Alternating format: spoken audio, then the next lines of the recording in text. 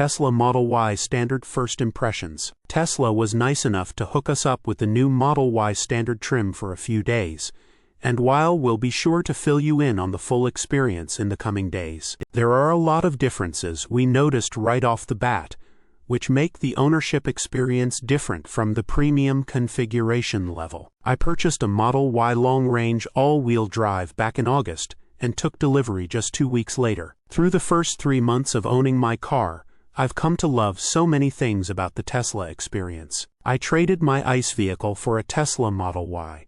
However, I was interested in experiencing the affordable trim and seeing whether I would miss any of the voided features of the premium Model Y.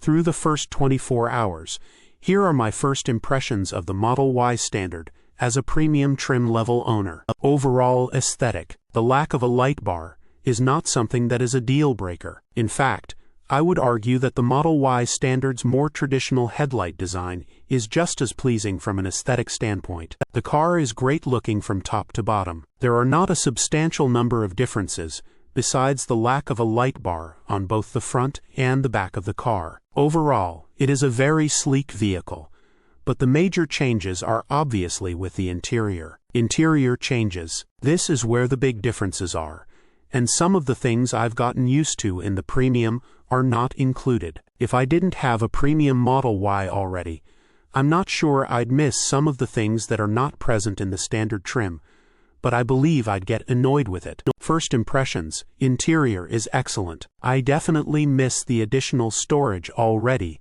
that is available in my premium. I could definitely get over it though. Noticeable step down in sound system. Storage. The premium has a large storage compartment between the cup holders and the wireless charger, which is not present in the standard trim. Instead, it is more like the Cybertruck, as there is a pass-through and floor storage. I think that the pass-through is nice, but the additional storage is something I take advantage of, especially as someone who films full self-driving videos, which requires hauling mounts, GoPros, and other accessories. The sleekness of the premium trim is also something I prefer. I really enjoy having the ability to close those compartments and cover the cup holders. Obviously, this is a really trivial issue and not something that is substantially impactful from an ownership experience. If I weren't already an owner, I am not sure I'd even have something to complain about. Material differences. The premium trim seats are completely vegan leather,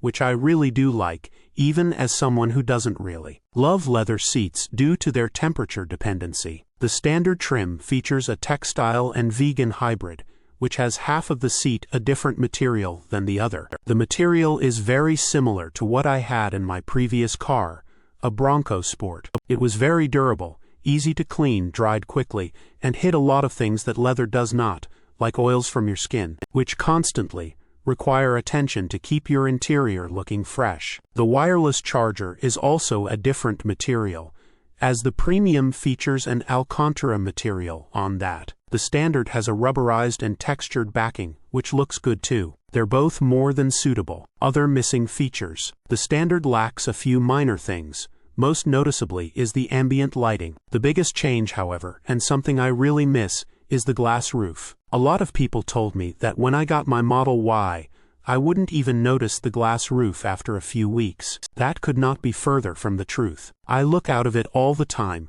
and it's one of my family's favorite parts of the car. My fiancé and I really love parking and watching Netflix when we pick food up, especially when it's raining, because the glass roof gives such a great view. We also loved it as fall arrived, because it was great to look at the foliage. Bigger differences. There are also a handful of very noticeable differences from the overall cabin experience, especially with the sound system. Much weaker sound system. The Model Y Standard has just 7 speakers and 1 amp with no subwoofer. This is a significant step down from the 13 to 15 speakers in the premium long-range AWD Model Y, the 2 amps it comes with, and 1 subwoofer in the trunk. I usually like to listen to Long Time by Boston to test out a sound system, and it was noticeably weaker in the Standard. It was missing a big portion of the oomph that is provided by the premium's sound system. Cabin noise. It feels like the cabin noise is definitely more noticeable in the Standard,